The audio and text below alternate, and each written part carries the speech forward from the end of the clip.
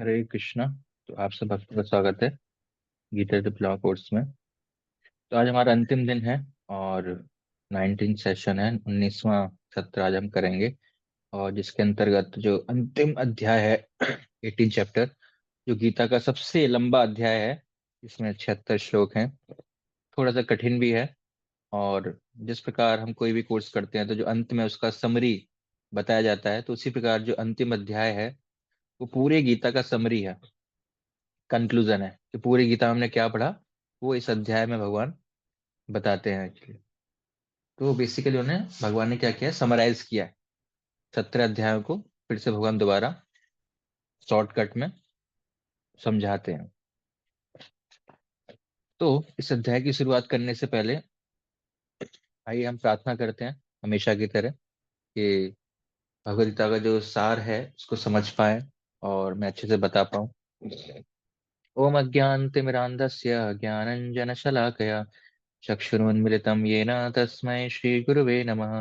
श्रीचैतन्यमनोभीष्टं स्थापितं येन भूतले स्वयं रूप कदा मह्यं ददाति स्वपदान्तिकम्।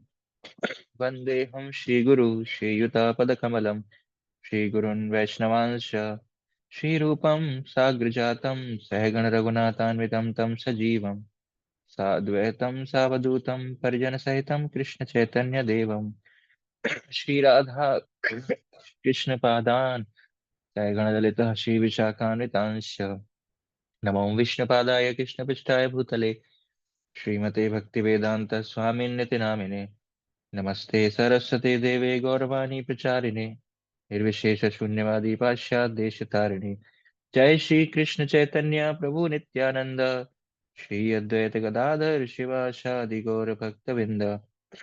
हरे कृष्णा कृष्ण कृष्ण हरे हरे, हरे राम राम राम हरे हरे। हरे कृष्णा। फिर से आपका स्वागत है गीता डिप्लोमा कोर्स में। तो सबसे पहले जो कल जो चैप्टर में डिस्कस किया था और उसके बारे में हम चर्चा करेंगे। और जो आज का जो चैप्टर है थोड़ा सा टफ है, जैसे मैंने बताया, तो ध्यान पूर्वक सुनने का प्रयास कीजिए। तो पिछले अध्याय में हमने जाना कि तीन गुणों की जटिलता है, कितने टफ है इन तीन गुणों से बाहर निकलना, वो हमने जाना। और इन तीन गुणों में भोजन और यज्ञ के बारे में जाना, फिर तीन प्रकार की तपस्या किस प्रकार होती है उसके बारे में जाना, फिर तीन गुणों में दान के बारे में हमने जाना। और अंत में भगवान कहते हैं कोई व्यक्ति इन तीन गुणों से प्रभावित किसी भी कार्य को शुद्ध बनाना चाहता है, इन तीन गुणों से हटाना चाहता है, उसको शुद्ध बनाना चाहता है, तो क्या करना चाहिए उसको?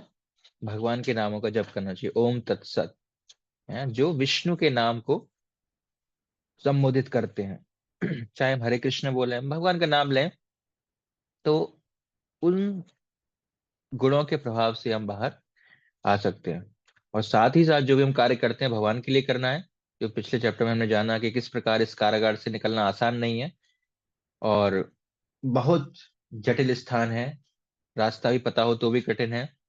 तो इसलिए इस अध्याय में भगवान कृष्ण बताएंगे कि अर्जुन, मैं तुम्हें एक सरल तरीका बताता हूँ जिससे कि तुम इस कारागार से निकल सकते हो। पिछला जो चैप्टर था अर्जुन के लिए केवल इंटरेस्टिंग था, बल्कि इंफॉर्मेटिव भी था, लेकिन बहुत ज्यादा इंस्ट्रक्टिव था। बहुत कुछ अर्जुन ने सीखने को मिला इस अध्याय में और हमको।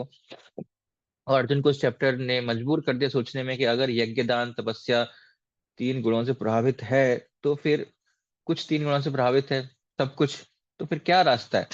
इसलिए जो अर्जुन है वो सोचने लगे कि धार्मिक कार्य भी अगर व्यक्ति जब करता है तो सोच सकता है कि चलो मैं ये कर रहा हूँ तो मुझे इसका आध्यात्मिक लाभ मिलेगा, लेकिन उन कार्यों को सही तरीके से ना करें तो तीन गुणों से प्रभाव में आकर तो शायद जैसा फल वो चाहता है वैसा फल उसको नहीं मिलेगा। तो ये समझकर, ये जानकर अर्जुन बहुत ही सोच में पड़ गया कि चलो अभी तक तो बाकी चीजें तीन गुणों में थी, अब जो आध्यात्मिक कार्य है वो भी तीन गुणों के अंतर्गत है। तो बड़ा टेंशन वाली बात है। अब कार्य करने आए तो उद्देश्य अगर सही तरीके से नहीं करेंगे तो उद्देश्य हमें बराबर नहीं मिलेगा, वैसा परिणाम जैसा हम चाहते हैं वैसा नहीं मिलेगा। तो अर्जुन के मन में ये दुविधा अभी चल रही है। तो अर्जुन अब सोच रहा है कि मैंने पहले निर्णय लिया था कि मैं युद्ध नहीं करूंगा, मैं सब कुछ छोड़ के वन में चला जाऊंगा। और अर्जुन को लग रहा था कि ये बहुत महान कार्य है, बहुत नैतिक कार्य है, और इससे उसको समाज में वाहवाही मिलेगी। देखो अर्जुन कितना बड़ा त्यागी है, सब कुछ त्याग दिया उसने, राज्य त्याग दिया, है ना, राज्य का सुख त्याग दिया। सब किसके लिए? अपने उन भाइयों के लिए जो उनके शत्रु थे, जिन्होंने उसके ऊपर अत्याचार किया था। लेकिन अर्जुन ने फिर भी अपने भाइयों के लिए कुछ रास्तों की इच्छा नहीं चाहिए, सारा युद्ध छोड़ के चला गया। तो अर्जुन सोच रहा है कि इस प्रकार का त्याग करने से मुझे लोगों का द्वारा थोड़ा सा एप्रिसिएशन मिलेगा, गुणगान मिलेगा। लेकिन वो सोचने लगा, क्या मेरा वो जो त्याग है, जो मैं त्याग करने वाला था, वो सोच रहा हूँ कि वो भी तीन गुणों से प्रभावित है। और अगर वो तीन गुणों से प्रभावित है तो किस प्रकार का त्याग है? तामसिक है, राजसिक है, सात्विक है? तो वो भगवान कृष्ण इस अध्याय में क्लैरिफिकेशन करते हैं उसको, कि क्या जो आप करने जा रहे थे त्याग, वो किस कैटेगरी में आता है। जो अर्जुन त्याग करने का सोच रहे हैं वो किस कैटेगरी में है, वो इस चैप्टर में भगवान समझाते हैं। साथ ही साथ भगवान कृष्ण अर्जुन को यही बताते हैं कि इस कारागार की जटिलता को अगर पार करना है तो उसके लिए व्यक्ति को एक सरल उपाय को अपनाना होगा, और वो है शरणागति। इस अध्याय का नाम हमने रखा है शरणागति। तो कोई शरणागति को स्वीकार करता है, भगवान की शरण में चला जाता है, तो वो इस कारागार से बड़ी आसानी से बाहर निकल जाता है। तो ये कंक्लूजन है इस अध्याय का जो हम चर्चा करने वाले हैं। इस कारागार से अपने बल पर हम नहीं निकल सकते, नहीं निकला जा सकता, पॉसिबल ही नहीं है। भगवान से प्रार्थना करता है अगर कोई व्यक्ति, सहायता मांगता है शरणागत होकर, तो भगवान फिर उसकी सहायता करते हैं, और व्यक्ति के लिए इन तीन गुणों से निकल पाना उसके लिए आसान हो जाता है। तो यहाँ पर एक शिक्षा हम ले सकते हैं कि हम सबके लिए बहुत सुंदर शिक्षा है। सही सजा या दंड किसी को तोड़ने के लिए नहीं, अपितु उसकी सही मानसिकता को जोड़ने के लिए होती है, और होनी भी चाहिए। जब वह व्यक्ति स्वतः अपनी गलती समझ जाता है और क्षमा याचना करता है, तो फिर दंड की कोई आवश्यकता नहीं रहती। तो बहुत सिंपल लेसन है, हम डे टू डे लाइफ में एक्सपीरियंस करते हैं कि अगर कोई व्यक्ति सच में अपनी गलती मान लेता है, तो उसे दंड क्यों देना? शरणागति का अर्थ यही है कि अगर हम भगवान से कह रहे हैं, भगवान मुझे गलती समझ में आ गई, मैं आपके शरणागत हूँ, मेरी सहायता कीजिए, तो भगवान क्या कहेंगे अंत में? कंक्लूजन देंगे कि मैं सारे पापों से तुम्हें मुक्त कर दूंगा, क्योंकि आप मेरी शरणागत में आ गए, है ना। जिस प्रकार जो आतंकवादी है, जैसे भी कोई व्यक्ति है, तो वो क्या करता है, सरेंडर कर देता है, तो फिर उसको नहीं मारते, तो केस लड़ते हैं, वो बात की बात है। लेकिन इमीडिएटली क्या उसका फल मिलता है? उसको दंड नहीं दिया जाता। अगर वो सरेंडर नहीं करेगा तो तुरंत उसको गोली मार दी जाएगी। तो उसी प्रकार अगर हम भगवान को सरेंडर करते हैं, तो फिर भगवान हमारी सहायता करेंगे। जो दंड देने वाले थे भगवान, वो दंड नहीं देंगे। तो कृष्ण से अर्जुन ये प्रश्न पूछ रहे हैं। यहाँ पर 18वें अध्याय की शुरुआत होती है। संन्यासस्य महाबाहो तत्त्वमिच्छामि वेदितुम्, त्यागस्य च ऋषिकेश पृथक् केश निषूदन। अर्जुन ने कहा, हे महाबाहु, मैं त्याग का उद्देश्य जानने का इच्छुक हूँ। और हे केसी निषूदन, हे ऋषिकेश, मैं त्याग में जीवन, जो संन्यास आश्रम है, का भी उद्देश्य जानना चाहता हूँ। तो बेसिकली अर्जुन यहाँ पे पूछ रहे हैं कि व्यक्ति को त्याग क्यों करना है, क्यों त्याग करना चाहिए, क्या लाभ मिलेगा उसको त्याग करने से, क्या त्याग करने से व्यक्ति बंधन में पड़ता है या मुक्त हो जाता है, किस प्रकार का त्याग करना चाहिए, वो सब कुछ जानना चाहता है। सन्यास क्या है, किसको सन्यास क्यों लेना चाहिए, त्याग और सन्यास हमारे आध्यात्मिक जीवन में क्या भूमिका निभाते हैं। तो वो सारे पैरामीटर अर्जुन बेसिकली यहाँ पर जानना चाहते हैं। तो ये प्रश्न जो है कृष्ण से पूछते हैं। तो अर्जुन अब त्याग से संबंधित हर पहलू को समझना चाहता है, क्योंकि अर्जुन के मन में कंफ्यूजन है कि जो मैं त्याग करने की सोच रहा था, वो गलत था या सही था। मुझे तो लग रहा है सही था, अर्जुन ऐसा सोच रहा है, मुझे लग रहा है सही था, लेकिन मुझे अब लग रहा है शायद वो सही नहीं था, कुछ डाउट है। इसलिए अर्जुन अब ये प्रश्न कृष्ण से पूछ रहे हैं। तो भगवान कृष्ण उत्तर देते हुए पहले तो वो दूसरे अन्य विद्वान लोगों के त्याग और संन्यास के बारे में क्या समझाते हैं वो बताते हैं। तो वो कहते हैं कि काम्याम नाम कर्म न न्यासन संन्यासन। संन्यास क्या है? विद्वान लोग ऐसा कहते हैं अर्जुन, मतलब अपना कंक्लूजन नहीं दे रहे भगवान, कहते हैं विद्वान लोग ऐसा कहते हैं। क्या कहते हैं? कृष्ण कहते हैं दो प्रकार के कर्म होते हैं, एक है नित्य कर्म, एक है काम्य कर्म। नित्य कर्म मतलब जो शास्त्रों में दिया गया है, कार्य जो शास्त्रों के अनुसार उचित होता है, जो हम प्रतिदिन करते हैं, अनिवार्य होता है। जैसे कि उठकर स्नान करना, संध्या काल भगवान की वंदना करना, शास्त्रों के द्वारा दिए गए कार्य जो हम हर दिन करते हैं, जरूरी है, इसको कहते हैं नित्य कर्म। और दूसरा है काम्य कर्म, ऐसे विषय कर्म, विशेष कर्म जो व्यक्ति कभी कभी करता है कुछ इच्छाओं की पूर्ति के लिए, कुछ इच्छाओं की पूर्ति के लिए विशेष कार्य करता है, उसको बोलते हैं काम्य कर्म। तो कुछ लोग ऐसा कहते हैं कि नित्य कर्म को करना और काम्य कर्म को त्याग देना, उसको संन्यास माना जाता है कुछ लोगों के द्वारा। मतलब नित्य कर्म कर्म और काम्य कर्म को त्याग देना, उसको क्या बोला जाता है? संन्यास बोला जाता है। और दोनों कर्म को करना, नित्य कर्म भी करना और काम्य कर्म भी करना, बट फलों को त्याग देना, तो त्याग कहलाता है। उसको कहते हैं हम त्याग। तो यदि किसी दूसरे व्यक्ति का मत है, ये विद्वान का मत है, भगवान कृष्ण कहना ये जो है ये विद्वानों का मत है, ऐसे संन्यास कहते हैं, इसको बोलते हैं त्याग। तो फिर कृष्ण कहते हैं और भी कुछ विद्वान लोग हैं, उनका भी मत मैं तुम्हें बताता हूँ वो क्या कहते हैं। तो त्याज्यम दोष वदित्य के कर्म, कुछ विद्वान कहते हैं समस्त प्रकार के सकाम कर्मों को दोषपूर्ण समझकर त्याग देना चाहिए। ऐसे लोग भी होते हैं जो क्या करते हैं, समस्त सकाम कर्मों को दोषपूर्ण समझकर त्याग देते हैं। वे कहते हैं कि हर प्रकार की कर्म में दोष है, इससे सब कुछ त्याग दो, हम कुछ नहीं करेंगे। और कुछ लोग ऐसा कहते हैं नहीं नहीं नहीं, यज्ञ दान तपस्या, इन सभी कर्मों को कभी नहीं त्यागना चाहिए। मतलब आपने संन्यास ले लिया तो भी आप ये सारे कर्म हमेशा करते रहेंगे। तो कुछ विद्वान ऐसा कहते हैं। तो अर्जुन कहते हैं ठीक है, ये सब तो भगवान आप दूसरों को मत बता दिया, आपका क्या कहना है? तो कृष्ण कहते हैं ठीक है, मेरा निर्णय सुनो। पहली बात, तुम्हारा प्रश्न क्या था कि त्याग क्या होता है?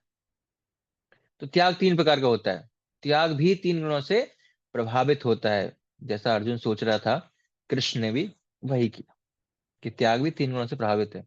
यज्ञ दान तपस्या के कर्मों को कभी कभी त्यागना नहीं चाहिए। अर्जुन, ऐसा क्यों?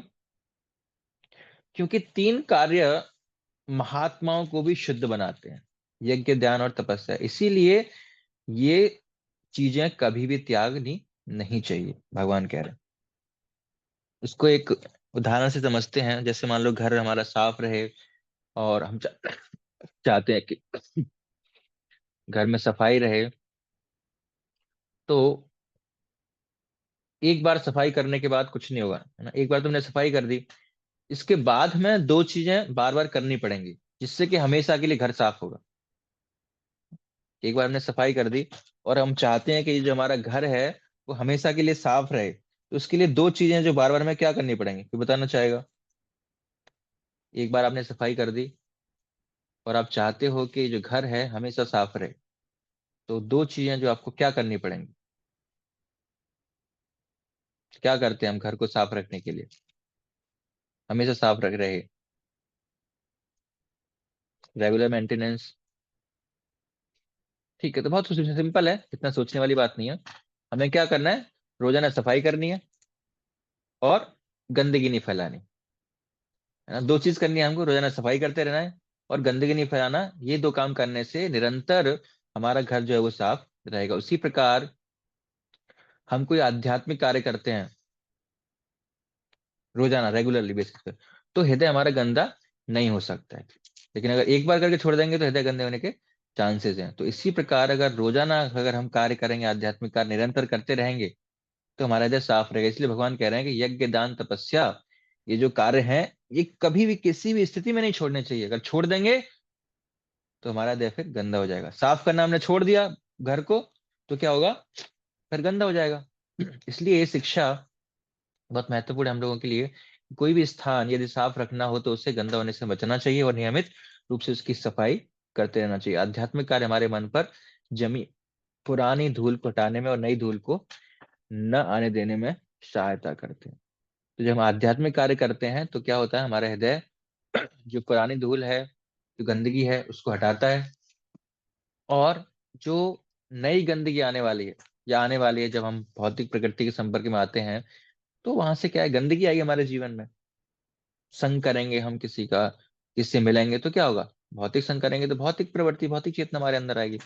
तो उससे भी क्या होगा, ये हमारी सहायता करता है, मन हमारा साफ रहता है। तो आगे कृष्ण अर्जुन को तीन प्रकार के त्याग का वर्णन करते हैं, सात्विक, 6 से 9 श्लोकों में। सात्विक मतलब फल की आसक्ति को त्याग देना, कर्म को नहीं त्यागना। लेकिन राजसिक और तामसिक त्याग क्या होता है? व्यक्ति अपने कर्मों को ही त्याग देता है। जैसे अर्जुन अपने युद्ध करने के कर्म को ही त्याग रहा है, चाहता है। तो वो किस प्रकार का त्याग है? अर्जुन समझ गए क्या है, राजसिक है या फिर तामसिक है। सात्विक क्या है? वो कर्म को नहीं त्यागता, कर्मों के फल की आसक्ति को त्याग देता है। तो वो सात्विक त्याग है, ऐसा त्याग करना चाहिए। तो राजसिक त्याग क्यों? राजसिक त्याग क्यों? बहुत कष्ट होता है। जिस प्रकार सुबह उठना बहुत बुरा लगता है, लेट उठेंगे, शरीर क्लेश के भय से त्यागना, है ना, तामसिक। तो ये क्या है? राजसिक है। कष्ट होता है, कष्ट पर समझकर त्याग देना कि हम सुबह उठेंगे ही नहीं अब, क्योंकि कष्ट हो रहा है उससे, इससे क्या हमने त्याग दिया सुबह उठना कि कष्ट की वजह से। इसको बोलते हैं राजसिक त्याग, कष्टप्रद होता है। और तामसिक त्याग क्या है?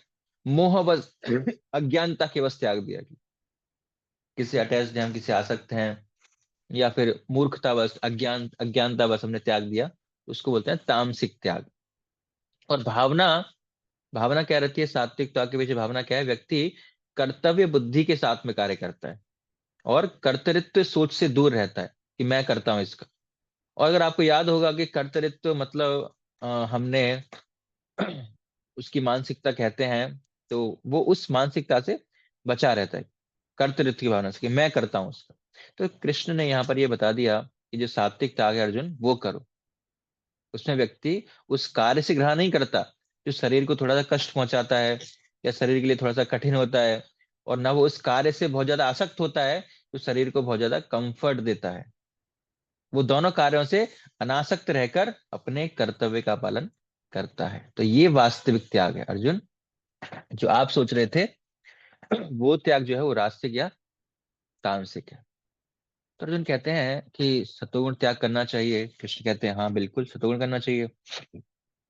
न ऐसे नियत कार्यों से घृणा करनी चाहिए जो शरीर या मन के लिए कष्टदायक हो, और न ऐसे कार्यों से आसक्ति होनी चाहिए जो भौतिक लाभ देते हैं। तो त्याग की परिभाषा भी बेसिकली 11 श्लोकों में जो हमने जाना। आप क्या समझे त्याग? अगर कोई कहे त्याग, कि आगे क्वेश्चन मार्क लगाए, आपसे पूछे कि क्या सीखा आपने, किसको त्याग कहते हैं, तो आपके हिसाब से जो अभी तक हमने डिस्कस किया, क्या है त्याग? को बताना चाहेगा? त्याग क्या, क्या समझा अभी तक हमने त्याग के बारे में? त्याग की परिभाषा आपके अनुसार क्या है? कर्म फल का त्याग। बहुत सुंदर आंसर। हम्म, तो वास्तव में त्याग क्या होगा? कर्म फल का त्याग। कर्म का त्याग नहीं करना, हमको कार्य करना है, लेकिन उसका जो फल है उसको हमें त्यागना है, उससे आसक्त हमको नहीं होना है। चाहे उसमें हमें जीत हो हार हो, डजेंट मैटर। हमें वो वास्तविक कार्य करना है, अपना कर्तव्य करना है, उसको वास्तव में त्याग कहते हैं। उसको वास्तविक त्याग कहेंगे। तो पहला अर्जुन सोच रहा था कि कर्म को त्यागना त्याग है, लेकिन कृष्ण ने बताया कि कर्म फल को त्यागना त्याग है, कर्म को त्यागना त्याग नहीं है। तो अर्जुन को ये बात समझ में यहाँ पर अभी आ चुकी है।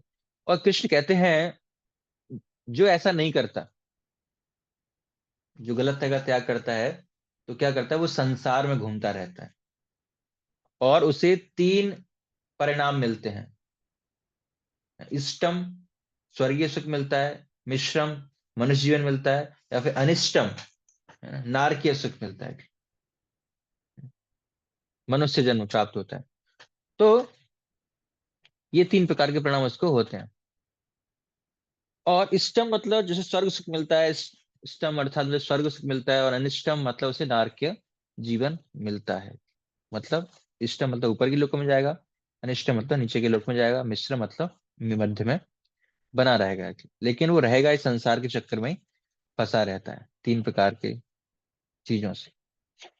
तो अभी तक जो हमने 12 श्लोक पढ़े हैं,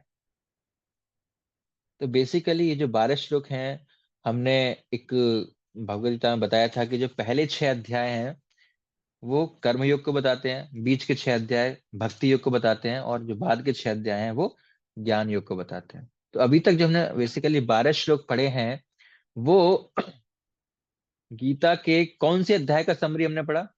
कंक्लूजन, सार, पहले 6 अध्यायों का। पहले 6 अध्यायों का सार हमने भगवान ने 12 श्लोकों में बताया।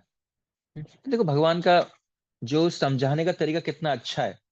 पहले भगवान ने 6 अध्याय कर्मयोग बताए, फिर 6 अध्याय भक्ति योग बताया, फिर 5 अध्याय किसके बताए, ज्ञान योग के बताए। अब उसको समराइज कर रहे हैं अंतिम अध्याय में। अंतिम अध्याय मतलब समरी।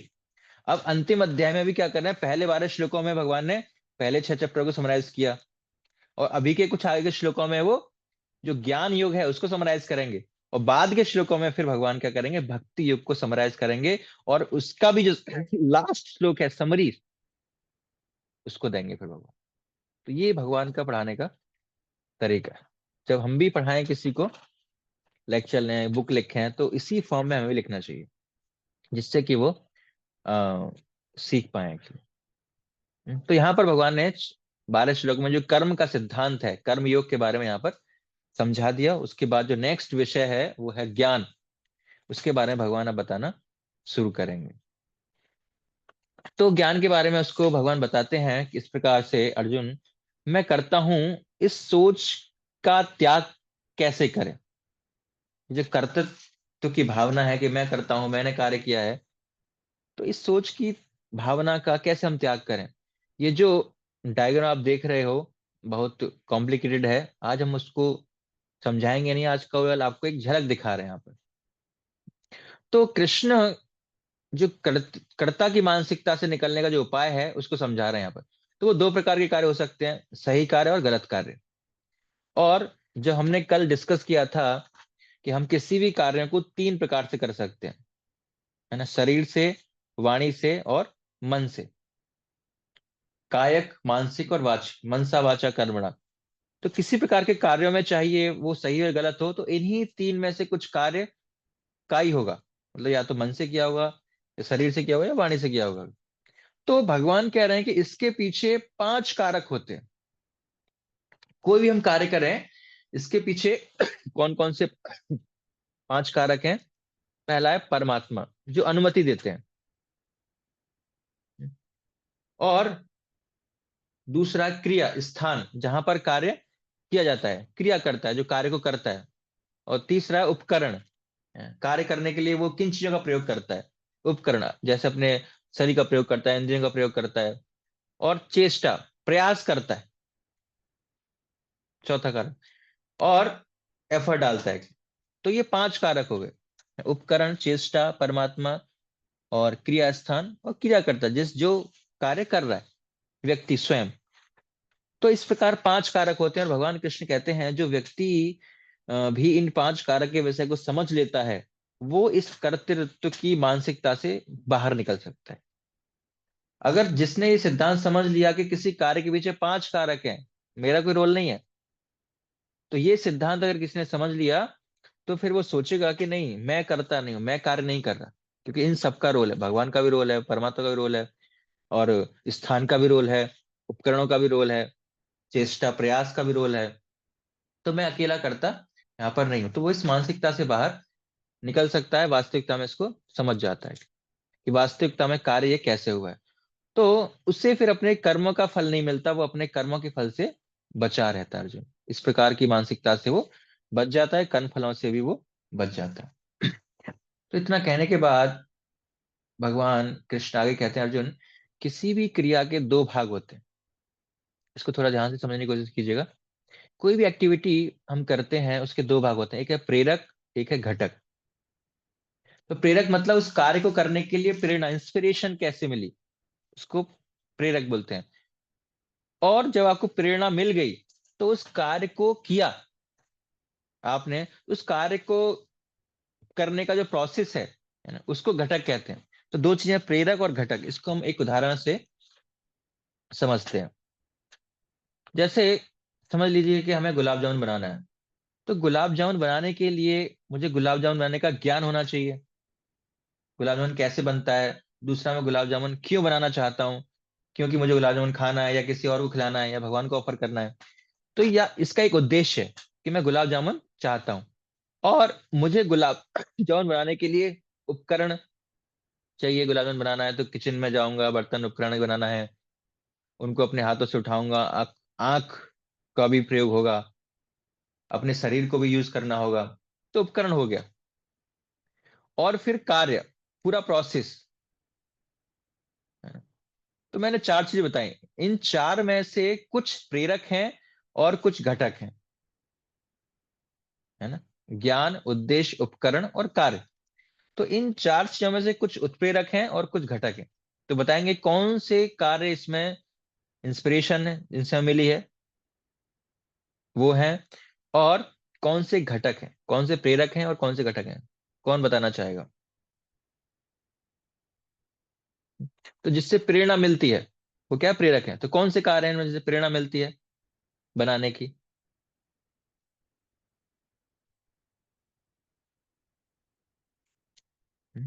तो जब मैंने सोच लिया गुलाब जामुन बनाने जा रहा हूँ, तो चालू करने वाले हैं, तो ये कौन से प्रेरक हैं और कौन से घटक हैं। तो ज्ञान से प्रेरणा मिलती है, ज्ञाता, ज्ञान और उद्देश्य। तो प्रेरक मतलब जिनसे हमें गुलाब जामुन बनाने के लिए इंस्पिरेशन की, इंस्पायर किया। तो वो कौन से हैं प्रेरक, वो है बेसिकली जो ज्ञान और उद्देश्य है, वो प्रेरक है। और दूसरा जो उपकरण और कार्य है वो क्या हो गए, घटक हो गए, कि कैसे हमने उसको बनाया बेसिकली। तो अगर मुझे ज्ञान नहीं होगा तो मैं गुलाब जामुन कैसे बनाऊंगा, मुझे प्रेरणा कहाँ से मिलेगी। अगर मैं गुलाब जामुन खाना नहीं चाहता, खिलाना नहीं चाहता, भगवान को ऑफर नहीं करना चाहता, तो मैं क्यों बनाऊंगा। तो प्रेरणा भी जरूरी है।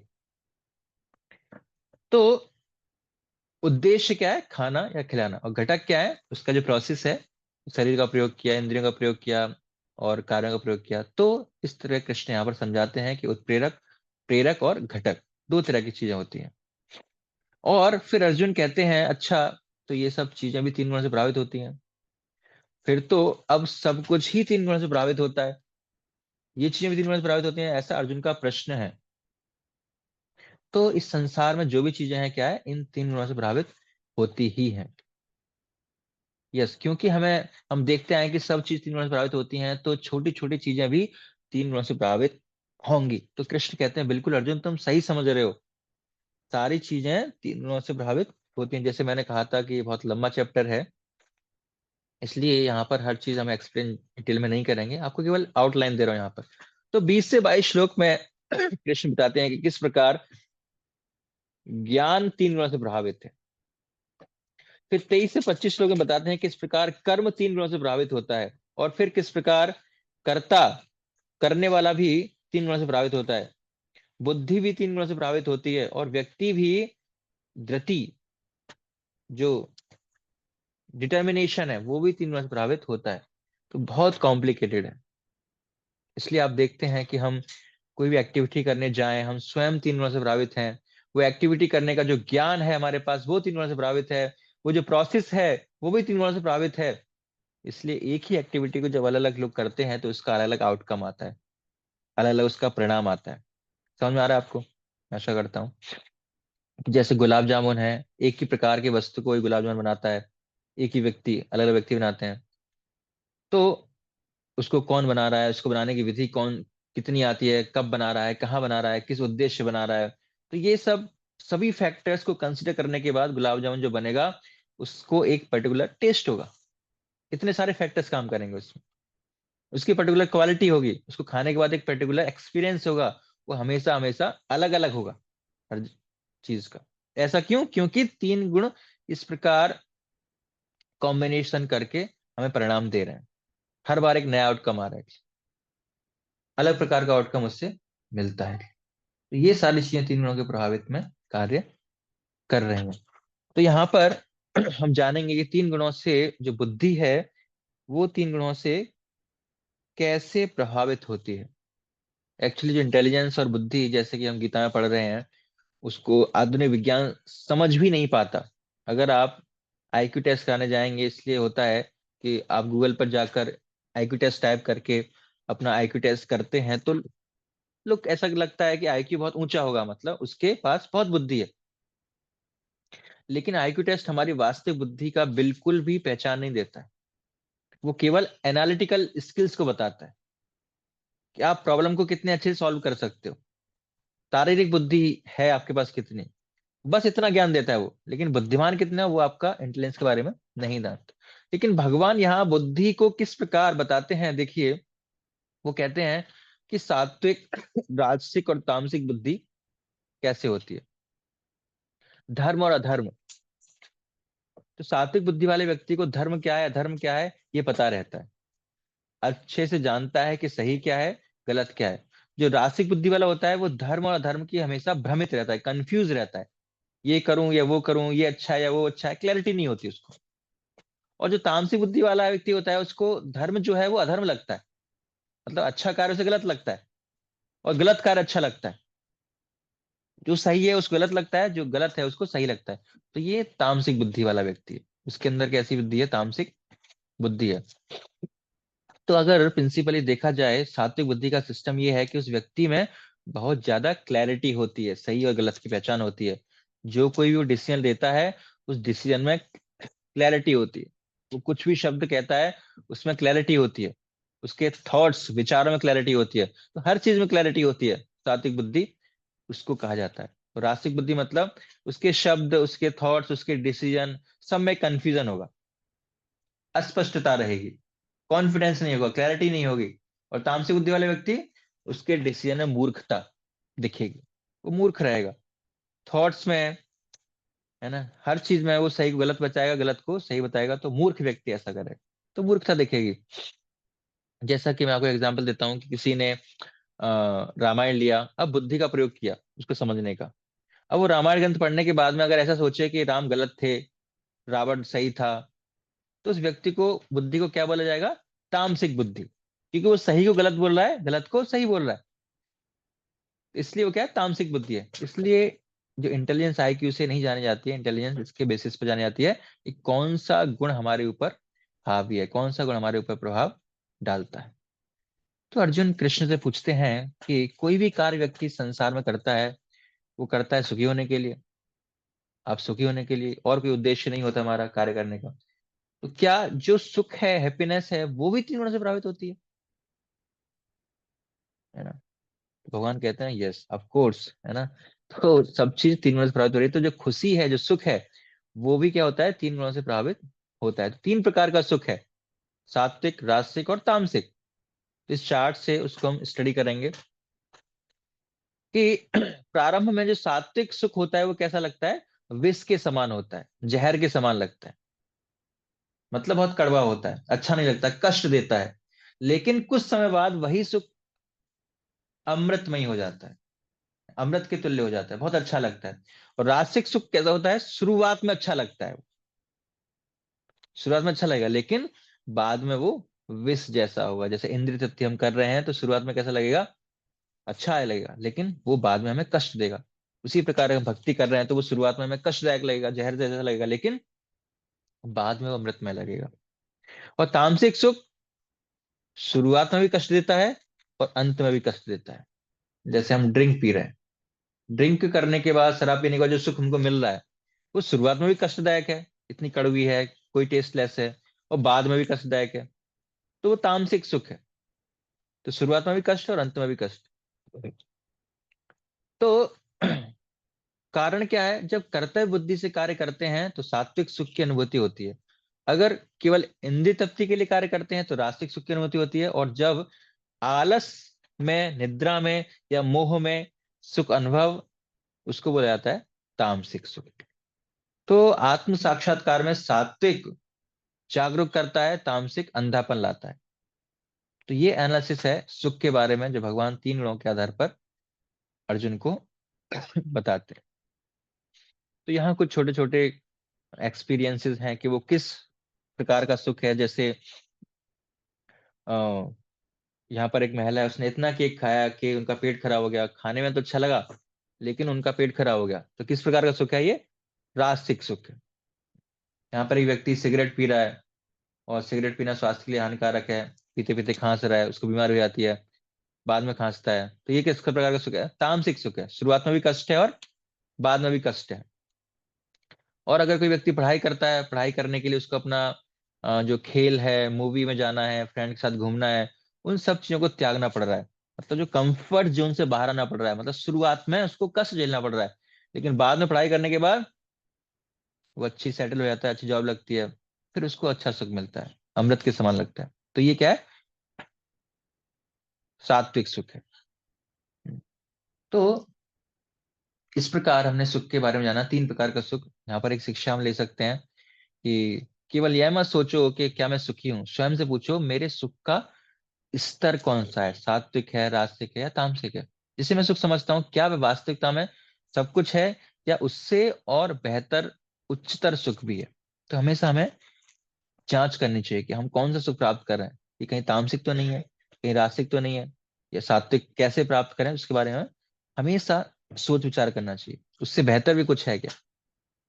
कई बार लोगों से पूछो, किससे पूछो कि आप कैसे हो, तो अधिकांश सब लोग बोलते हैं कि हाँ सब कुछ ठीक है, मैं बिल्कुल ठीक हूँ। लेकिन जो उस क्वालिटी है, जो ठीक होने का, सुख होने का, उसका स्टेटस क्या है, उसका स्तर कितना है। सुखी तो सब कहते हैं, हम सब सुखी हैं, लेकिन महत्वपूर्ण क्या है, क्वालिटी। वो किस प्रकार का सुख ले रहे हैं, राजसिक ले रहे हैं, तामसिक ले रहे हैं, या अब जैसे जो ड्रिंक करता है, शराब पी कर आएगा, वो उससे पूछोगे बहुत आनंद आ रहा है, बहुत अच्छा लग रहा है। जो इंद्रिय तृप्ति कर रहा है उसको भी बहुत आनंद आ रहा है, जो सात्विक कार्य कर रहा है उसको भी बहुत आनंद आ रहा है।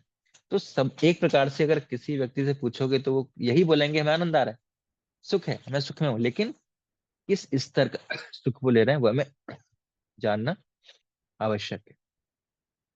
तो ये समझाने के बाद अब अर्जुन, मुझे तो नहीं लगता कोई 3 गुणों से प्रभावित नहीं है। कोई है ऐसा?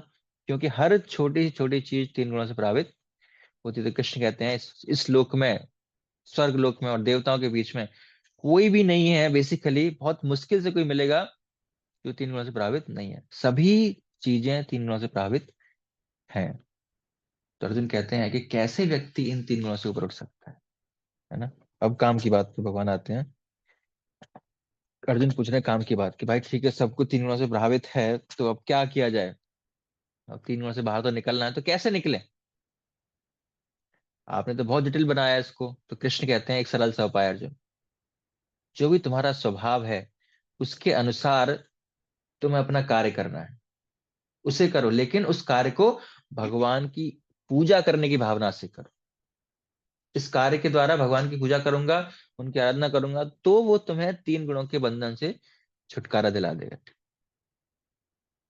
अगर इस तरह उस कार्य को करोगे तो अर्जुन बोलते हैं इसका अर्थ यह है कि मुझे अपने क्षत्रिय स्वभाव को नहीं छोड़ना पड़ेगा।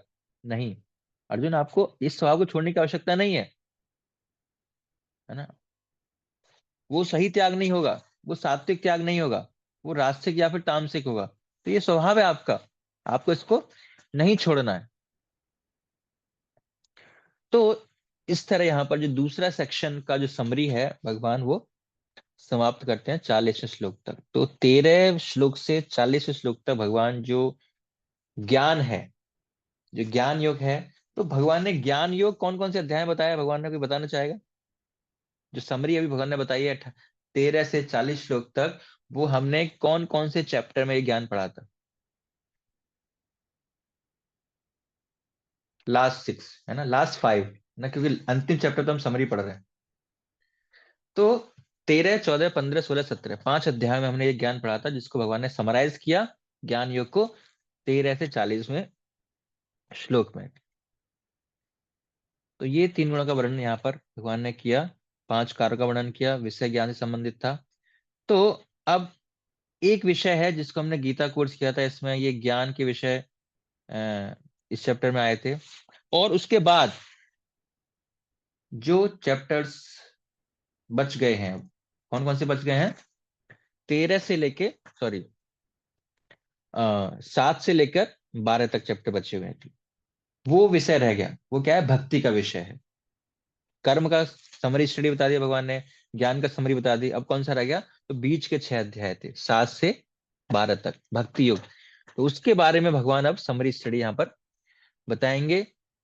भगवान क्या करेंगे, कर्म और ज्ञान को, भक्ति को एक्सप्लेनेशन खत्म कर दिया, यहाँ से वो एक समराइज कर रहे हैं भक्ति योग को। यहाँ से क्या कर रहे हैं भगवान, भक्ति योग को बताना स्टार्ट करेंगे 41 श्लोक से। तो भगवान कृष्ण क्या करते हैं, ये जो गुणों का कारण है, हमारा किस प्रकार का स्वभाव बनता है, जो हमारे जन्म से शुरू होता है, तो वो एक्सपेक्ट करते हैं, 4 वर्णों का उदाहरण देते हैं, एक्सप्लेन करते हैं। तो अब वर्णों के बारे में बताते हैं क्या, ब्राह्मण क्षत्रिय विशाम शूद्राणाम च परंतप, कर्माणि प्रविभक्तानि स्वभाव प्रभवैर्गुणे। हे परंतप, ब्राह्मणों क्षत्रियों, वैश्यों तथा शूद्रों में प्रकृति के गुणों के अनुसार उनके स्वभाव द्वारा उत्पन्न गुणों के द्वारा भेद किया जाता है। वो कहते हैं ये चार जो वर्ण है, ब्राह्मण, क्षत्रिय, वैश्य, शूद्र, ये चार भी अलग अलग गुणों से बने हैं। चार प्रकार के व्यक्ति भी अलग अलग प्रकृति गुणों से बने होते हैं, उनका स्वभाव भी प्रकृति के अलग गुणों से प्रभावित होता है। इसी कारण कहते सकते हैं कि वो ब्राह्मण स्वभाव का है, वो क्षत्रिय स्वभाव का है, वो वैश्य स्वभाव का है, वो शूद्र स्वभाव का है। तो इन कुछ श्लोकों में 41 से 44 में कृष्ण ये बताते हैं कि गुण और कर्म पर आधारित व्यक्ति ये चार कैटेगरी में से एक को बिलोंग करता है। इन चार प्रकार की कैटेगरी के लोग को किस प्रकार का कार्य करना चाहिए वो भी बता रहे हैं। ब्राह्मण का कर्म क्या है, क्षत्रिय का कर्म क्या है, वैश्य का, शूद्र का कर्म क्या है, लेकिन गुणों के आधार पर समझा जाए तो ये जो वो गुणों से बने होते हैं, दो प्रकार से गुण हो लेंगे, प्राइमरी और सेकेंडरी। मुख्य मतलब प्राइमरी, गौण मतलब सेकेंडरी गुण। तो ब्राह्मण में प्राइमरी सतोगुण होता है, क्षत्रिय में रजोगुण और सेकेंडरी सतोगुण, और वैश्य में प्राइमरी रजोगुण और सेकेंडरी तमोगुण होता है, और शूद्र में प्राइमरी तमोगुण होता है, सेकेंडरी रजोगुण होता है। मतलब जो ज्यादा मात्रा में होता है कौन सा, तमोगुण होता है शूद्र में, और थोड़ी बहुत मात्रा में रजोगुण कभी कभी दिखाई देता है। तो इस प्रकार के गुणों से प्रभावित जो होते हैं वो ब्राह्मण, क्षत्रिय, वैश्य, शूद्र होते हैं। अगर देखा जाए तो ब्राह्मण में सतोगुण, और क्षत्रिय वैश्य में रजस, और शूद्र में तामसिक गुण से वो प्रभावित होता है। और उनके जो कार्य है, उनका जो नेचर है बाय बर्थ, उनकी सोच वैसी होती है, जैसी जीवन शैली वैसी होती है, उनका व्यवहार भी वैसा होता है, उन गुणों से उसका प्रभाव उस पर पड़ता है। ऑफकोर्स उसको बदला जा सकता है ना, जैसे हम पहले भी डिस्कस किया है, लेकिन बाय डिफॉल्ट वो अपने एक नेचर को अपने साथ लेकर आते हैं। वो चीजें हमारे जन्म के आधार पर आ रही हैं। तो ये एक बहुत इंटरेस्टिंग वेबसाइट है। अगर आप में से कोई नहीं जानना चाहता कि आपका नेचर, आप कोई जानना चाहता है कि आपका नेचर क्या है, और अपने बर्थ से थोड़ा सा आइडिया लगाना चाहते हो, आप इस वेबसाइट पर जा सकते हो। इसमें आप क्या टाइप कर सकते हो, मैं कमेंट बॉक्स में डाल दूंगा, वरना द वैदिक वे .org। तो इसमें अगर आपको अपना बर्थ डेट, बर्थ टाइम, और आपके लोकेशन, कहाँ आपका जन्म हुआ है वो डालना, ये चीज डालोगे तो आपको अ, आपके बारे में कुछ इंटरेस्टिंग फैक्ट्स आपको पता पड़ेंगे। एक सेकेंड।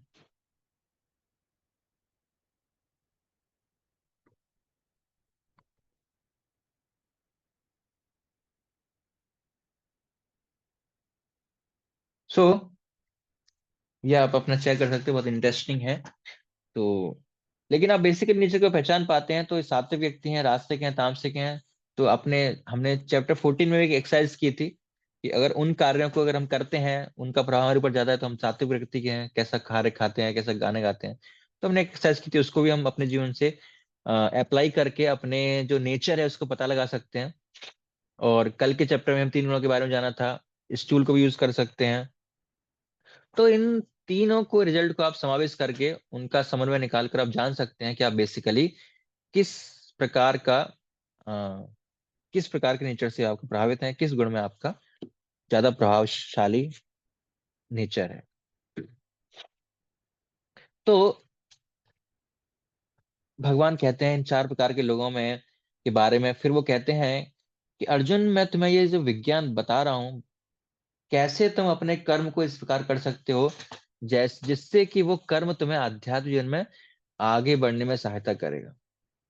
तो क्या करना है आपको, स्वे स्वे कर्मण्यभिरत संसिद्धि, मतलब अपने अपने कर्म के गुणों का पालन करते हुए व्यक्ति सिद्ध हो सकता है।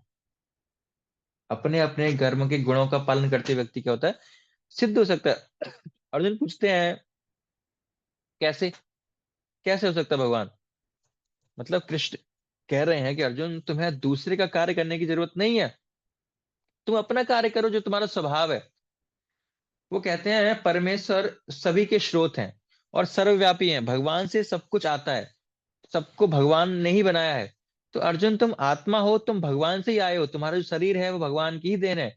उस शरीर का जो स्वभाव है वो भगवान की ही सृष्टि है, और उस स्वभाव के अनुसार तुम कर्म करोगे, उस कर्म की अनुभूति भी भगवान ही तुमको देते हैं, अनुमति भी भगवान ही देते हैं। तो परमात्मा के रूप में हृदय में बैठकर इन सभी विषयों को हमने अब तक जाना, तो तुम उस परमेश्वर के लिए कार्य करो।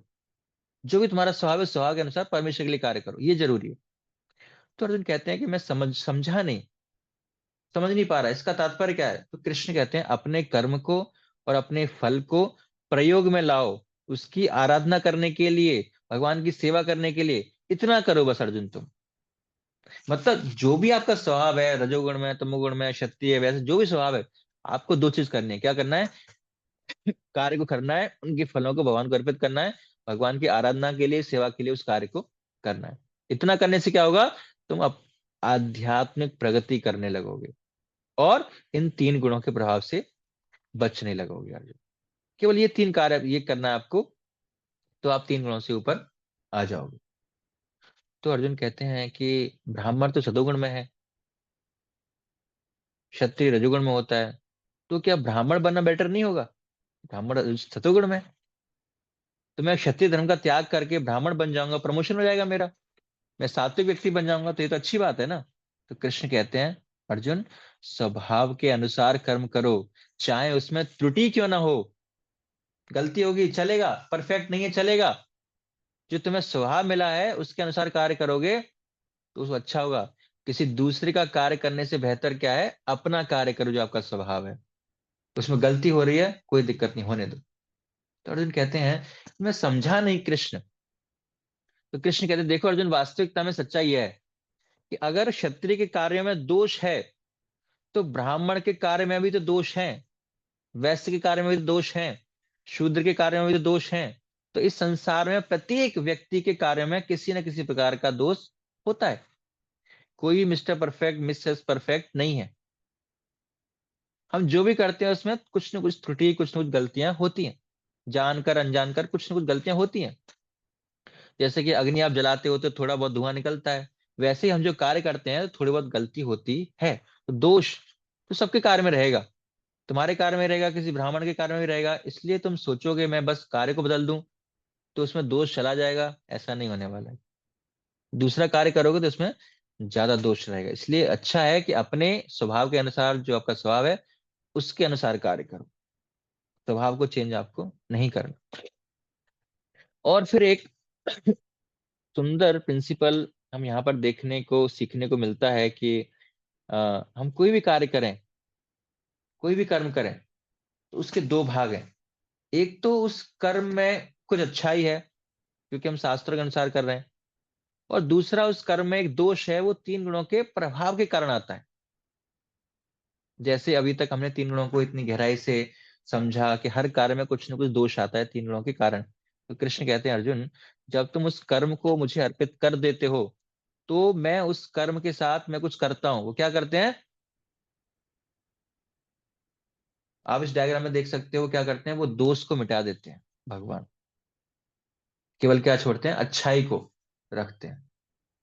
तो भगवान के पास डिलीट करने का बटन है, दोष को मिटा देते हैं, अच्छाई को आपको दे देते हैं, अच्छाई को स्वीकार करते हैं। तो अच्छाई को स्वीकार करके उस व्यक्ति को, जिसने कर्म और कर्म फल को अर्पित किया है, भगवान उसको बदले में क्या देते हैं? उसको आध्यात्मिक ज्ञान प्रदान करते हैं। इस प्रकार उसके आध्यात्मिक जीवन का ज्ञान बढ़ता है, आध्यात्मिक जीवन में वो प्रगति करता है। तो अर्जुन को कृष्ण ने ये साइंस, ये विज्ञान यहाँ पर बताया। तो अब क्या करते हैं कृष्ण की, जो पूरी गीता में जो साइंस बताया है कि व्यक्ति आध्यात्मिक ज्ञान में कैसे आगे बढ़ता है, उसको कुछ श्लोकों में, 7 श्लोकों में बताते हैं। बहुत डिटेल में है ये, इसलिए मैं आपको बहुत शॉर्ट में बता रहा हूँ। तो हमने निष्काम कर्म योग कुछ जाना था। अभी जो पिछले श्लोक में भगवान ने समझाया कि वो निष्काम कर्म योगी था, कि आप कर्म करो, इन कर्म के फलों को मुझे दे दो, तो मैं क्या करूंगा? दोष को मिटा दूंगा, उसमें जो अच्छा है, जो सही है, वो आपको लौटा दूंगा, तुम्हें आध्यात्मिक ज्ञान दूंगा। तो इसलिए तुम्हें आध्यात्मिक रूप से आगे बढ़ पाओगे। तो निष्काम कर्मयोग व्यक्ति जब करता है, धीरे धीरे उसके जीवन में आध्यात्मिक ज्ञान की मात्रा बढ़ती है। हमने पहले भी जाना था कि निष्काम कर्म से क्या होता है? ज्ञान आता है हमारे जीवन में, तो वो भी ब्रह्म के स्तर तक पहुंच जाता है, जिसे ब्रह्म साक्षात्कार कहते हैं। तो ब्रह्म प्राप्ति कर लेता है, जो 3 प्रकार के गुणों से ऊपर निकल जाता है, उसको ब्रह्म कहते हैं। और फिर उस स्तर से आगे उठकर भक्ति को प्राप्त करता है। उसको यहाँ भगवान समझा रहे हैं कि इस श्लोकों में कैसे होता है, डिटेल में बता रहे हैं। हम तो उसको आपको एक बस जस्ट एक आउटलाइन बता रहा हूँ। फिर वो शुद्ध भक्ति कारण कृष्ण को प्राप्त करता है। तो निष्काम कर्मयोग, फिर ज्ञान, फिर शुद्ध भक्ति, फिर कृष्ण को प्राप्त वो करता है भक्ति के माध्यम से, जो आप डायग्राम में आप यहाँ पर समझ रहे हो। तो कृष्ण ने चैप्टर 18 में क्या बताया कि अपने निर्धारित कर्म के फल को मुझे अर्पित करोगे, उससे तुम निष्काम कर्मयोग करोगे, निष्काम कर्मयोग के द्वारा तुम ज्ञान योग में प्रवेश करोगे, और 3 गुणों से ऊपर उठ जाओगे, तुम मेरी भक्ति करने लगोगे, और अंत में मुझे प्राप्त करोगे। ये प्रोसेस है गीता में जो भगवान के द्वारा समझाया गया है। पहले डिटेल में बताया था, अभी यहाँ पर उसको समराइज फॉर्म में कृष्ण यहाँ पर बता रहे हैं। और फिर 55 श्लोक में भगवान कहते हैं, तो भक्त्या माम अभिजानाति यावन्यस्यास्मि तत्त्वतः ततो माम तत्त्वतो ज्ञात्वा विशते तदनंतरम। केवल भक्ति से मुझ भगवान को यथारूप में जाना जा सकता है। जब मनुष्य ऐसी भक्ति से मेरे पूर्ण भावनावत में होता है, तो वह वैकुंठ जगत में प्रवेश कर सकता है। तो अंत में क्या कह दिया भगवान ने, भक्ति से मुझे प्राप्त करोगे, वैकुंठ धाम में प्रवेश प्राप्त करोगे। तो स्टेप बाय स्टेप यहाँ पर भगवान कृष्ण को, अर्जुन को ज्ञान दे रहे हैं। तो अब अर्जुन कृष्ण से फिर से प्रार्थना करते हैं कि ये जो भक्ति में कर्म है, भक्ति में कर्म है जिसके बारे में बता रहे हो, उसका थोड़ा सा डिटेल में समझाओ, फिर से समझाओ। तो कृष्ण पहले कुछ श्लोकों में बता देते हैं कि भक्ति में कर्म कैसे करते हैं। फिर वो बताते हैं कि इन कर्मों को करने से लाभ क्या होगा भक्ति में कर्मों को, और अगर नहीं करेंगे तो हानि क्या होगी, क्या नुकसान होगा। और फिर वो बताते हैं कि परमात्मा द्वारा मार्गदर्शन व्यक्ति को कैसे मिलता है जब वो भक्ति करता है इन कर्मों को करने के लिए। सबके हृदय में भगवान बैठे हैं, तो वो गाइड कैसे करते हैं वो भी भगवान कृष्ण 61 से 62 श्लोक में बताते हैं। अब इतना कहने के बाद कृष्ण और अर्जुन को एक अल्टीमेटम देते हैं कि अर्जुन, मैंने तुम्हें सब कुछ बता दिया। आज के लिए संभव है इस गीता के सब्जेक्ट में जितना संभव है वो मैंने सबको ज्ञान आपको दे दिया। अब तुम इसके ऊपर पूरी तरह से मनन करो, और फिर जो चाहो वो करो आप। अब तुम्हारे ऊपर है, मैंने ज्ञान दे दिया। अब तुम सोचो थोड़ा सा उसके बारे में, तुम्हें क्या करना चाहिए। तो तुम्हें जो सही लगता है तुम उसे करो, जो चाहो उसे करो, तुम्हारी छूट है, तुम्हारी फ्रीडम है, तुम्हारे ऊपर है। अब मैं तुम्हारे ऊपर छोड़ता हूँ। तो कृष्ण ऐसा कह देते हैं अर्जुन को, आप समझ सकते हो कि हालांकि 18 चैप्टर भगवान को कहने में ज्यादा समय नहीं लगा। ऐसा कहते हैं कि उन्होंने लगभग 45 मिनट में ये ज्ञान अर्जुन को दे दिया था।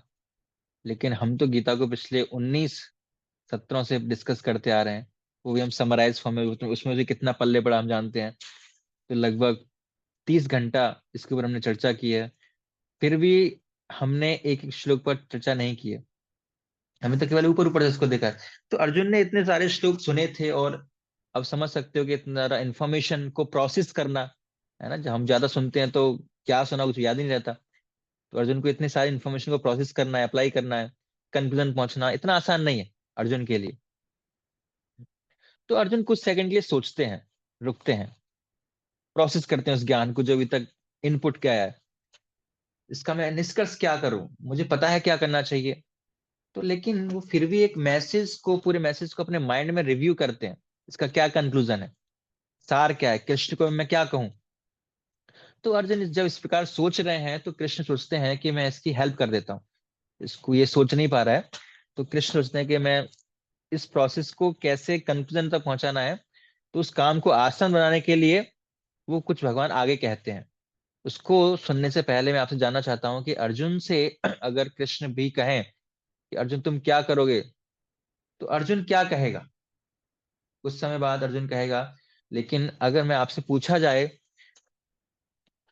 तो अर्जुन क्या कहेगा, मुझे समझ में नहीं आया, क्या मैं कंफ्यूज हूं, मुझे पता नहीं क्या करना चाहिए, तो क्या कहेगा अर्जुन।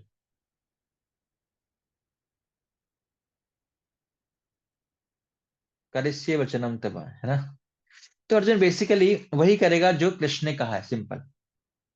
जो आपने कहा है मैं वही करूंगा, जो आपके वचन है मैं उसी का पालन करूंगा। अर्जुन वही करने वाला है। तो आप कृष्ण क्या करते हैं अर्जुन, उसी चीज को और आसान बनाने के लिए कृष्ण लास्ट गीता के पूरे मैसेज को केवल 2 श्लोकों में समराइज करते हैं। देखो कितना सुंदर तरीका है भगवान कृष्ण का। पहले अध्याय बताए, फिर 6 कैटेगराइज किया, 6 अध्याय की समरी बताई, फिर बीच के अध्याय की समरी बताई, फिर उन अध्याय की समरी बताई, और फिर पूरे गीता की समरी, मतलब इन समरी की समरी भगवान 2 श्लोकों में उसको समराइज करते हैं, जो बहुत महत्वपूर्ण श्लोक हैं भगवत गीता के। तो वो कहते हैं, सर्व गुह्यतमम भूयम शनुम प्रहणम बचा। अर्जुन तुम मेरे बेस्ट फ्रेंड हो, बहुत ज्यादा प्रिय हो। इससे मैं क्या करूंगा, मैं आप तुम्हें ऐसा वचन बताने जा रहा हूं जो परम वचन है। और भगवान कौन से श्लोक बोलते हैं फिर, मन मना भव मद्भक्तो मद्याजी माम नमस्कुरु। वही श्लोक भगवान ने 9वें अध्याय के आखिरी श्लोक के रूप में बताया था, 9.34। उसी श्लोक को कृष्ण दोहरा रहे हैं। ये पूरी भगवत गीता का एकमात्र ऐसा श्लोक है जो रिपीट हुआ है भगवत गीता में। इसीलिए ये कंक्लूजन है, इसीलिए महत्वपूर्ण है। ऐसा और कोई श्लोक नहीं है जो इस यहाँ पर रिपीट हुआ है पूरी भगवत गीता में। ये केवल एकमात्र श्लोक ऐसा है जो भगवान इस श्लोक को रिपीट करते हैं। और वो कहते हैं इन 4 चीजों को याद रखो अर्जुन, सदैव मेरा चिंतन करो, जो गीता में अलग चैप्टर में भगवान ने बताया, चैप्टर 6 में बताया, 8 में बताया, 10 में बताया, 9 में भी आया, 12 में भी आया। और मेरी पूजा करो, मतलब मेरे लिए कर्म करो। पूजा करने का अर्थ ये है कि मेरे लिए कर्म करो, जो भी करते हो मेरे लिए करो, मेरे भक्त बनो। भक्ति भावना से इन सब कार्यों को करो, भावना होनी चाहिए। मुझे नमस्कार करो, मुझे सम्मान दो, क्योंकि मैं भगवान। तो इस श्लोक को भगवान बोलते हैं। तो अर्जुन पूछते हैं, अगर मैं ऐसा करूंगा तो किसी प्रकार के पाप का भय नहीं रहेगा मुझे। तो कृष्ण नहीं कहते हैं, नहीं बिल्कुल कोई भय नहीं रखेगा, मैं सभी पापों से तुम्हें मुक्त कर दूंगा। और इसके लास्ट श्लोक में क्या कहते हैं भगवान, सर्वधर्मान परित्यज्य माम एकम शरणम भज अहम त्वाम सर्व पापेभ्यो मोक्षयिष्यामि मा शुच। सभी धर्मों का त्याग करके मेरे शरण में आ जाओ, मैं तुम्हें समस्त पापों से मुक्त कर दूंगा। अर्जुन डरो मत, मैं ये मेरा प्रॉमिस है आपसे कि तुम्हें डरने की आवश्यकता नहीं है, हिचकिचाहट की आवश्यकता नहीं है, भय की आवश्यकता नहीं है। मैं पूर्ण आश्वासन दे रहा हूं आपको। यहाँ कृष्ण क्या है, आश्वासन दे रहे हैं कि आप मेरी सरेंडर करोगे, शरण में आओगे तो मैं सभी पापों से तुम्हें मुक्त कर दूंगा, डरने की आवश्यकता नहीं है। यहाँ पर कृष्ण अर्जुन को उपदेश देना बंद कर देते हैं। 66 श्लोक में भगवान अर्जुन को उपदेश देना बंद कर देते हैं। तो यहाँ पर जो भगवान का जो उपदेश देने वाला रोल था वो खत्म हो जाता है। उन्होंने ये रोल स्टार्ट कहां से किया था, 2.11 से। पहली बार भगवान ने इंस्ट्रक्शन दी थी और खत्म किया 18.66 में। और बहुत सुंदर तरीके से हम देख सकते हैं कि 2.11 का जो पहला शब्द है और 18वें अध्याय का 66 का जो लास्ट शब्द है, वो जो दोनों शब्द एक ही शब्द से आए हैं। तो कृष्ण ने जो गीता का संदेश कहा उसमें जो कविता है, पहले शब्द को और आखिरी शब्द को एक प्रकार जैसा ही रखा है। पहला शब्द था असोचयान अनवोचतस्तम, और आखिरी शब्द था सर्वधर्मान परित्यज्य माम एकम शरणम व्रज अहम ताम सर्व पापेभ्यो मोक्षयिष्यामि मा शुचा। तो सुचा सुचा असोचयान, इस प्रकार का बहुत काव्यात्मक रूप में कृष्ण गीता की शिक्षा को अर्जुन को यहाँ पर देते हैं। और फिर कृष्ण अर्जुन को ये बताते हैं कि अर्जुन तुमने जो गीता सुना, तो बहुत भविष्य में हम जैसे लोग गीता पढ़ेंगे, कुछ लोग उसको पढ़ाएंगे, है ना? तो गीता को पढ़ने का या पढ़ाने का लाभ कृष्ण बताते हैं कि अगर भविष्य में कोई इस गीता को सुनेगा, पढ़ेगा, पढ़ाएगा तो उसको क्या लाभ मिलेगा। तो सबसे पहले बताते हैं कि कोई गीता को यदि पढ़ता है, पढ़ाता है, तो कृष्ण कहते हैं उस व्यक्ति को मेरी शुद्ध भक्ति मिलती है, उस व्यक्ति को मेरा धाम प्राप्त होता है, वो व्यक्ति सबसे प्रिय बन जाता है। ये पढ़ाने का महत्व है, अगर आप किसी को गीता पढ़ाते हैं तो। और कोई गीता पढ़ता है तो कृष्ण को या भगवान को अपनी बुद्धि द्वारा पूजा करने का लाभ, आराधना करने का लाभ उसे मिलता है। यज्ञ, हमें पता है गीता पढ़ना भी क्या है, यज्ञ है, हमने डिस्कस किया था। गीता को पढ़ता है तो वो क्या है, वो ज्ञान यज्ञ करता है। और केवल गीता को वो सुनता है, जिस प्रकार अर्जुन ने सुना, संजय ने सुना। तो समझ लो कोई दूसरा पढ़ रहा है, आप सुन रहे हो, प्रश्न पूछ रहे हैं, तो वो केवल सुन रहा है, तो उसे क्या लाभ मिलता है? कृष्ण कहते हैं सुनने मात्र से उस व्यक्ति के सारे पापों से मुक्ति मिल जाती है उसको। व्यक्ति शुभ लोकों को प्राप्त करता है, उच्च लोगों को जाता है, केवल गीता को, ज्ञान को सुनने मात्र से। तो यहाँ पर इस कोर्स के द्वारा हम सभी को ये लाभ मिले। हम अगर आपसे पूछा जाए कि आपको क्या लाभ मिला, इनमें से कौन सा लाभ मिला, आपने जो स्टडी किया वो किस कैटेगरी में आएगा? 3 प्रकार के लाभ यहाँ पर बताए गए, है ना, पढ़ने का, पढ़ाने का, सुनने का। तो आपको कौन सा लाभ मिला होगा यहाँ पे? आपको सुनने का लाभ मिला, आपने कुछ पढ़ाई भी की, पढ़ने का भी लाभ मिला, आपको दोनों लाभ मिले। सुनने का भी और पढ़ने का भी। जिस प्रकार से हम गीता डिप्लोमा कोर्स कर रहे हैं, पढ़ाई करने का तरीका है, अध्ययन करने का तरीका है, तो हमें ज्ञान यज्ञ करने का लाभ मिल रहा है, सुनने का भी लाभ मिल रहा है, तो हमें बेनिफिट मिला। तो इस कोर्स को करने के बेनिफिट, भगवान गीता को पढ़ने का, पढ़ाने का, सुनने का बेनिफिट बताते हैं। अब अंत में कृष्ण अर्जुन को बस 2 प्रश्न पूछते हैं कि अर्जुन, मैंने तो अपना कार्य कर दिया, गुरु के रूप में जो मुझे भूमिका दी गई थी, तुमने ज्ञान देने का, मैंने ज्ञान आपको दे दिया। अब मैं तुमसे 2 चीज जानना चाहता हूँ। क्या तुमने जो भी मैंने तुमसे कहा, वो तुमने बहुत ध्यान के साथ एकाग्रचित होकर सुना या नहीं सुना? पहला, जो मैंने सुना, जो मैंने बोला, आपने ध्यान से सुना नहीं सुना? और दूसरा, क्या अब तुम्हारा जो ज्ञान और मोह दूर हो चुका है? जो ज्ञान था, मोह था, वो दूर हुआ नहीं हुआ? क्या हमको जो परिणाम है वो मिल गया है? अगर वो नहीं मिला तो फिर से गीता दोबारा सुनानी पड़ेगी या फिर और कुछ करना पड़ेगा? तो कृष्ण ये 2 प्रश्न अर्जुन से पूछते हैं, और अर्जुन इन 2 प्रश्नों का उत्तर देते हैं। यहाँ पर बहुत सुंदर तरीके से जो कृष्ण ने पहले कहा था उसी का उत्तर भी देते हैं, इसका भी उत्तर देते हैं कि, तो वो कहते हैं कृष्ण, मेरा मोह अब चला गया, अब बिल्कुल ही मोह नहीं रहा, और स्मरण शक्ति वापस आ गई है। मुझे क्या करना चाहिए, मैं कौन हूं, मैं जो भूल गया था अधर्म और धर्म के बारे में, भ्रांति में पड़ गया था, अब मुझे सब पता चल गया है। मुझे क्या करना है, क्या नहीं करना है। अब मैं संशय रहित हो गया हूँ, कोई डाउट्स नहीं है मेरे अंदर, सब कुछ क्लियर हो गया है। मैं आपके आदेशानुसार कर्म करने के लिए तैयार हूँ, उद्धृत हूँ। अब मैं लड़ूंगा। करिष्ये वचनम तव, है ना, आपने जो कहा मैं उन्हीं वचनों का पालन करूंगा, उन्हीं को सार्थक करूंगा, उन्हीं के अनुसार मैं कार्य करूंगा, ये मेरा निर्णय है। तो अर्जुन यहाँ पर कहना बंद कर देते हैं। कृष्ण ने बंद कर दिया पहले, अब अर्जुन ने बंद कर दिया। तो कृष्ण 2 प्रश्न पूछकर चुप हो गए, अर्जुन ये उत्तर देकर चुप हो गए। अब 73 श्लोक हो चुके हैं। कितने श्लोक बाकी हैं? 74 से 78। 5 श्लोक अभी बाकी हैं इस अध्याय में। तो जो 5 श्लोक हैं वो किसके द्वारा बोले गए हैं? संजय के द्वारा। तो इन 5 श्लोकों को संजय कहते हैं क्योंकि संजय ने भी गीता का ज्ञान सुना, तो वो अपनी कमेंट्री देते हैं, जो उनका अनुभव है इस गीता को सुनने के बाद, वो अब संजय यहाँ पर दे रहे हैं। संजय अपना फीडबैक, कमेंट, रिमार्क, जो भी कह लें हम, वो शेयर कर रहे हैं। तो संजय को ये दिव्य दृष्टि प्राप्त हुई थी, जिसके कारण से संजय उस युद्ध भूमि में जो कुछ भी हो रहा है उसको देख पा रहे हैं। किसकी दिव्य दृष्टि, किसकी कृपा से मिली थी? वेद व्यास जी की सी। तो ये कोई सामान्य बात नहीं, कोई मामूली बात नहीं कि वो सब कुछ देख पा रहे हैं। तो संजय को दिव्य दृष्टि प्राप्त हुई थी, उनके गुरु थे वेद व्यास जी, जिन्होंने उनको दिव्य दृष्टि दी थी, जिससे कि वो सब कुछ यहाँ पर याद रख सके, कुछ देख पा रहे हैं साक्षात रूप में, जो भी देखना चाहे। तो उससे का वर्णन वो धृतराष्ट्र को यहाँ पर कर रहे हैं।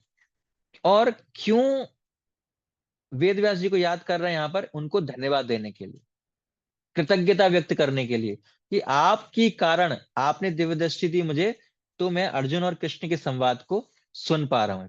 अगर मैं इसे नहीं सुन पाता तो ये सुनकर जो मुझे लाभ मिला है वो कैसे मिलता? तो ये सब किसकी वजह से करवाया? आपकी कृपा से हुआ है। जब भी हमारे जीवन में अभी कोई अच्छा कार्य होता है, हम भी ऐसे ग्रेटफुल याद करते, तो यहाँ पर वो याद कर रहे हैं, कृतज्ञ हैं व्यास गुरु, कृतज्ञता के कारण को याद कर रहे हैं। तो पहले श्लोक में संजय इन श्लोकों में जो कहते हैं वो हमारे लिए बहुत शिक्षाप्रद है। संजय कहते हैं, वो कहते हैं कि ये जो संदेश इतना अद्भुत है, इसको सुनकर मेरे शरीर के रोम कृप, रोम हर्षण, वो हर्षित हो चुके हैं, सारे रोम छिद्र, रोम रोम हर्षित हो गया, इतना आनंद का अनुभव हो रहा है इस गीता को सुनकर। कृष्ण जो इनको गीता ज्ञान दिया है, मैंने जो सुना है, जो कृष्ण योगेश्वर है वो कह रहे हैं, अर्जुन सुन रहे थे, तो मेरा वो डायरेक्ट एक्सपीरियंस था, तो मैं बहुत आनंद में हूं। और दूसरा, ये जो मुझे आनंद का अनुभव किस लिए हुआ, व्यास प्रसादात, मतलब उनकी कृपा से, प्रसाद मतलब कृपा से, तो उनको धन्यवाद दे रहे हैं, मन से स्मरण कर रहे हैं, उनको कृतज्ञता व्यक्त करने के लिए सम्मान दे रहे हैं। और तीसरा चौथा, संस्मृत्य हृष्यामि, और मुझे ये आनंद का अनुभव किस लिए हुआ, संस्मृत्य हृष्यामि, इतना अच्छा लगा कि मैं बार बार उसे याद करना चाहता हूँ। इतना अच्छा मुझे ज्ञान लगा कि मैं बार बार उसको याद कर रहा हूँ, करना चाहता हूँ, और बार बार आनंद होना चाहता हूँ। हृष्यामि, हृदय को आनंद हो रहा है। एक बार मैंने ज्ञान सुना, लेकिन बार बार मैं इसको सुनना चाहता हूँ, बार बार ऐसा लग रहा है कि बार बार सुनता रहूं इसको।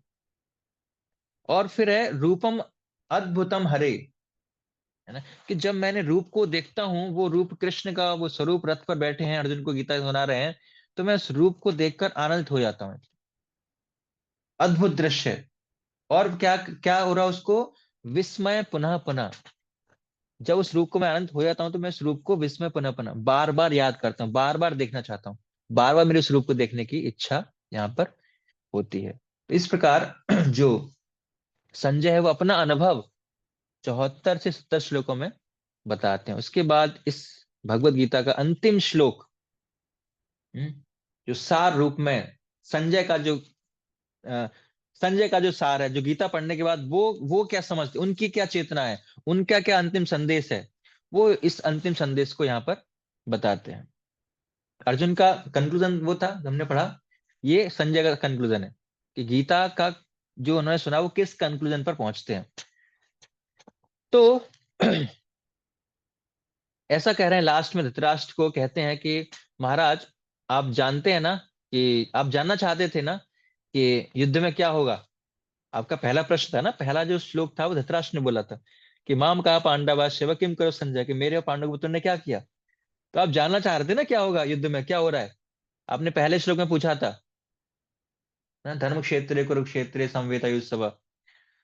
तो किस मानसिकता से जो इकट्ठे उन्होंने क्या किया, तो वास्तविकता में आप जानना चाहते थे कि कौन जीतेगा, कौन हारेगा, क्या युद्ध होगा नहीं होगा, इत्यादि इत्यादि, ये आप सोच रहे थे। तो मेरा मत है, ये मेरा मत है, मैं आपको बताने जा रहा हूँ मेरा मत क्या है आपको। तो भगवान संजय कहते हैं, यत्र योगेश्वर कृष्णो, यत्र पार्थो धनुर्धर, तत्र शीर विजयो भूतिर, ध्रुवा नीतिर्मतिर्मम।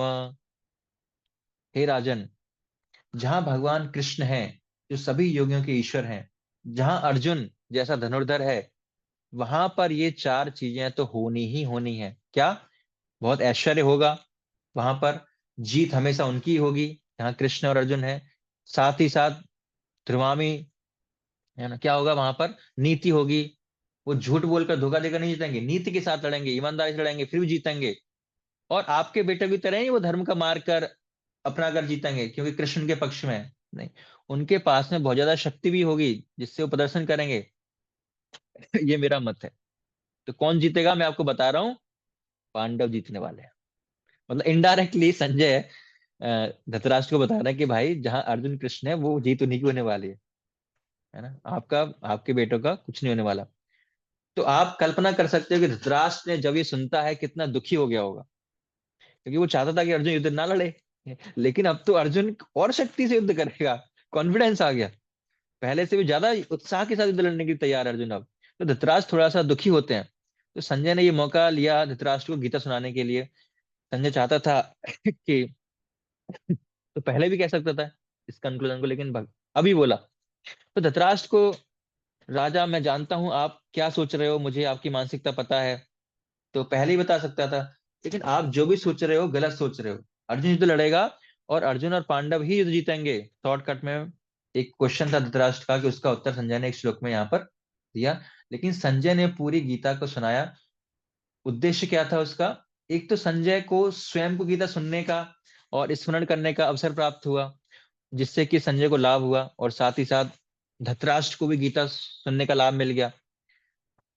इनडायरेक्टली संजय उनको एक मैसेज देना चाहते थे धृतराष्ट्र को, इस आशा के साथ कि शायद गीता सुनने के बाद महाराज धृतराष्ट्र का हृदय बदल जाए, और फिर वो क्या कहेंगे कि ये युद्ध नहीं होना चाहिए।